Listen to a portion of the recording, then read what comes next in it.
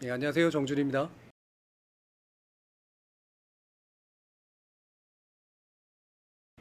도시공간 정책 포럼 원래 2회차 세미나가 진행될 것으로 알고 있는데요.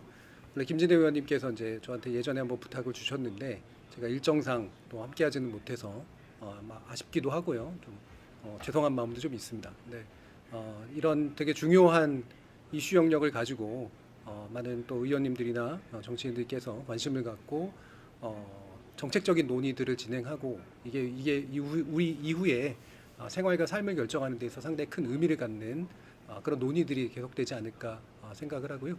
오늘 논의 아주 풍성하고 의미 있게 진행이 됐으면 좋겠습니다. 제일 먼저 짚는 게 우리나라 부동산에 관련된 보도가 기본적으로 어떤 상태를 제일 바람직한 상태라고 보는가에 대한 기준이 없습니다.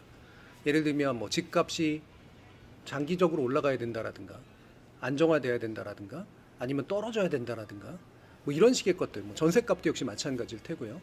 근데 그 전제가 없이 평가와 비판과 보도가 이루어져요. 그러다 보니까 모든 게 나쁜 것이 되거나 또는 굉장히 이율배반적인 그런 식의 일들이 일어나죠. 대표적으로 강남 집값 굉장히 상승한다라고 얘기를 하면서 되게 박탈감을 이제 조장을 한단 말이에요. 전국에는 굉장히 많은 사람들이 여러 지역에서 살고 있는데 서울의 강남의 아파트의 특정 집값이 왜 올라가고 왜 뛰는지 또는 그게 좋은 일인지 나쁜 일인지에 대한 어떤 관심들이 상대적으로 그렇게까지 많지 않을 수도 있는데 그게 굉장히 중요한 지표인 것처럼 얘기하면서 동시에 어떠냐면 신문들이 또 상당히 그런데 부동산 광고는 또 엄청나게 싫습니다. 그리고 부동산에 대한 보도를 하는 거 보면 당신의 집값 이렇게 하면 올릴 수 있다라든가 뭔가 이렇게 자산 소득을 올릴 수 있는 그런 방법들에 대한 또 컨설팅을 해요. 그러면 도대체 이 두 가지 보도라고 하는 것이 아무리 한 언론사에서도 여러 가지 목소리가 나올 수 있다라고 하더라도 과연 어떤 상태가 바람직하면 좋은 것인가에 대한 이야기가 충돌하고 있는 거죠.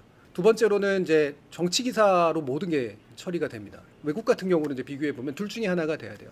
부동산이라고 하는 게 자산 가치를 지닌 자산의 영역, 자산 투자와 자산의 관리 영역. 이건 일종의 경제 보도의 형태고 그 경제 보도는 대부분의 경우는 어떠냐면 자산의 리스크를 관리하는 것에 대한 일종의 정보 제공이라든가 또는 판단을 유도하는 어떤 내용이라든가 이런 식의 이제 컨설팅과 유사한 내용이 되는 거죠.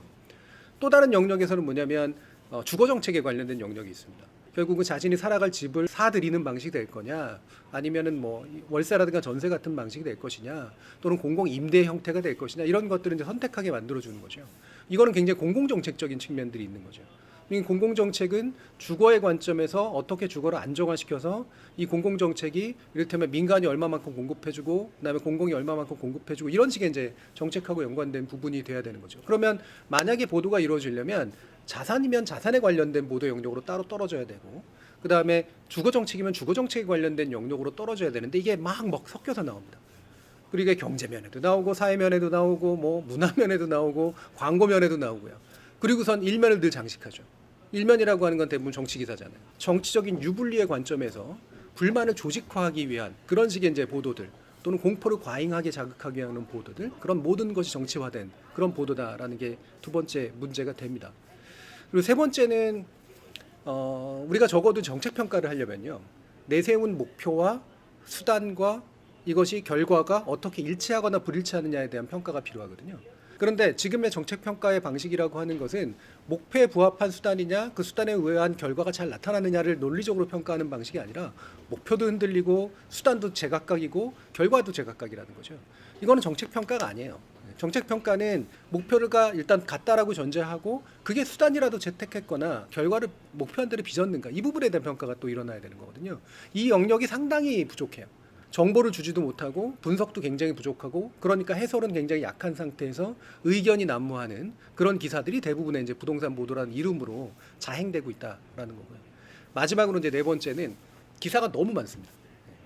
외국에 있는 그 언론사들하고 굳이 비교를 해보면 우리나라처럼 이렇게 연일 부동산에 관련된 기사가 나오는 경우들은 거의 없습니다. 그럼 우리나라가 유난히 부동산 문제가 심각해서냐? 아니에요. 전 세계적으로 자산에 관련된 버블들이 굉장히 많이 끼고 있고 물가 상승도 일어나고 있고 하면서 여러 가지 문제들은 비슷하게 나타납니다. 근데 왜 똑같은 현상들이 나타나는데 우리나라만큼 이렇게 부동산 보도가 라는 이름의 어떤 보도가 이렇게 넘쳐나진 않는가? 그거는 자신들이 다뤄야 될 영역과 그렇지 않은 영역들을 명확히 언론사들이 구분을 하기 때문이에요. 부동산 문제라는 꺼리를 가지고 불만을 조직하기 위한 수단으로 쓰고 있기 때문에 너무 많은 기사들이 나오는 겁니다. 너무 많다는 얘기는 쓸모가 없다는 얘기예요, 사실은. 결국은 그걸 읽는 공중들이나 그거를 참고하는 정책 담당자들에게 어떤 가치관에 대한 판단 또는 정책의 수단에 대한 어떤 합리성에 대한 판단, 결과에 대한 평가 측면에서 있어서 유효한 분석이나 정보를 제공하지 못한 채 쓸데없는 기사만 넘쳐나고 있다. 이렇게 이제 평가합니다. 직접적으로 이제 저널리즘의 활성화나 아니면 이제 문제점의 개선이나 이런 것에 직접 도움을 주시기는 어려울 거라고 생각을 하지만 거꾸로 뒤집어 보면 이 포럼을 운영하시는 분들의 많은 고민들이 그런 데 있을 겁니다. 그러니까 전문가들과 함께 제대로 된 내용을 논의해서 의미 있는 정책들을 만들고 그거에 대한 평가를 주고받는 그런 합리적 정책 수립 과정과 평가 과정이라고 하는 것은 강한 갈망들이 있을 거라고 생각해요. 그리고 거기에 제대로 된 정책들을 꾸리고 전문적인 어떤 대응들을 마련하가는 입법자들이 굉장히 높게 평가받을 수 있는 그런 상태로 되어야 되는데 그렇지 못하다라고 하는 느낌들을 되게 많이 들으실 거예요. 그 얘기는 언론이 인간관계라든가 아니면 기존의 어떤 나름대로 이해관계라든가 아니면 정파성이라든가 이런 것들에 의해서 연결됐기 때문에 아무리 의미 있는 정책 활동을 하더라도 그것이 의미 있는 정책 평가로 이어지지 않는다라고 하는 그런 벽을 많이 느끼셨을 거라고 생각을 합니다.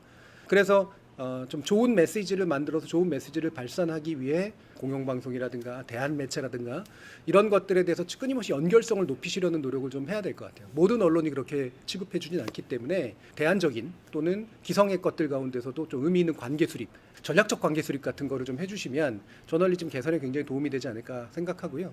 그다음에 또 한 가지는 뭐 방송법이라든가 미디어 관련법이라든가 신문법이라든가 이런 것들이 상대적으로 돈이 많이 생기는 영역도 아니고 국민들은 관심은 많지만 사실 국회의원들은 굉장히 귀찮은 그런 식의 영역들인데 우리 사회에 굉장히 많은 것들을 규정하는 그 인프라에 해당하는 그런 것이 바로 정보 인프라인데 누군가가 제대로 된 발의를 하고 그다음에 정책 추진을 하려고 했을 때 관심 가져주시고 연대 서명도 해주시고 그다음에 그 발의자로서 또 같이 참여도 해주시고 이런 식의 이제 과정들로서 좀 보편적 입법자로서의 역할을 해주시길 또한 부탁드립니다.